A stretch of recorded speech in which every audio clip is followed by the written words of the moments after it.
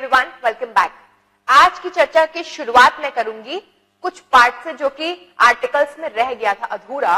If you remember, मैंने आपको the article जो कि एक डेफिनेट आर्टिकल होता है उसके कुछ एग्जाम्पल्स आपको नहीं बताए थे। आइए उसकी हम शुरुआत करते हैं दोस्तों। उसके आगे हम पंक्चुएशन मार्क्स को भी कंप्लीट करेंगे, शुरू करेंगे। तो देखो, मैंने आपसे बोला था कि ये जो द आर्टिकल है, ठीक है, पंक्चुएशन मार्क द आर्टिकल, तो ये वैसे तो एक डेफिनेट आर्टिकल होता है। क्या होता है? It is a definite article because A और एंड में क्या हुआ करता था, हम ए और एंड यूज तो कर लेते थे, जैसे कि अ डॉक्टर यूज तो कर लिया, it can be any doctor. Definition नहीं दी गई है, डेफिनेट नहीं हुआ है, एक इनडेफिनेट है।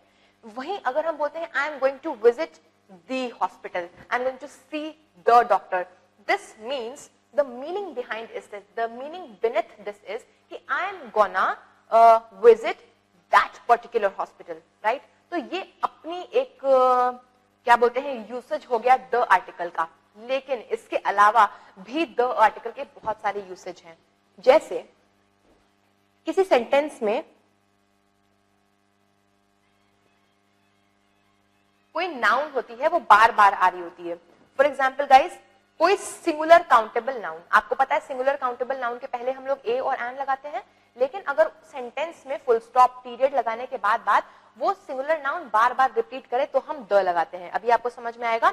आई bought a book, I bought a book, ठीक है। या फिर he has a pen, dot, full stop, the pen works really well, I bought a book, the book is really costly. तो we are trying to indicate, हम उसको indication दे रहे हैं अपने नेक्स्ट सेंटेंस में। तो हम ऐसे बोल सकते हैं कि अगर कोई सिंगुलर काउंटेबल नाउन जो है सेंटेंस में पहली बार आ रहा होता है तब तो हम ए और एन लगा देते हैं, लेकिन यदि वो बाद में फिर से दूसरी या तीसरी बार आ रहा होता है तो हम वहां पे द लगाते हैं। For example, I bought a book, the book is costly, ठीक है। ये द इसकी बात हो रही है। तो द का एक और एग्जांपल क्या हो गया?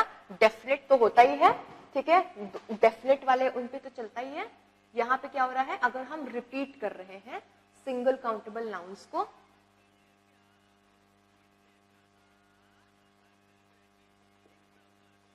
तो वहां पे भी हम द लगाते हैं। अब तीसरी चर्चा है, अगर हम किसी एक स्पेसिफिक चीज को बोल रहे हैं, देखिए कुछ स्पेसिफिक बातें कर रहे हैं। A cow is gentle, a cow is gentle, ठीक है। जो गाय होती है वो बड़ी ही जेंटल होती है ना। एक वर्ड लीजिएगा, अ काऊ, एक एग्जाम्पल है दोस्तों, अ cow is gentle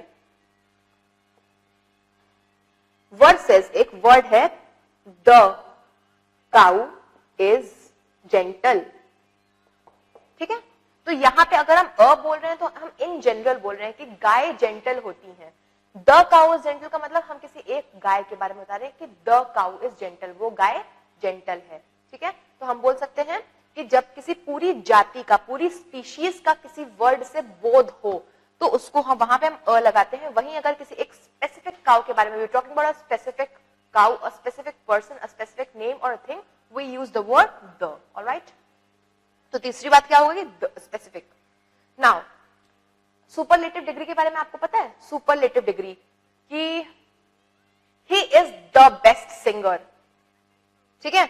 mister Sen is the wisest person in the colony.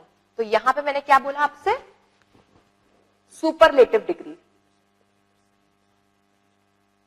Degrees के बारे में आपको पता होगा ना, वाइस, वाइसर, वाइसेस्ट।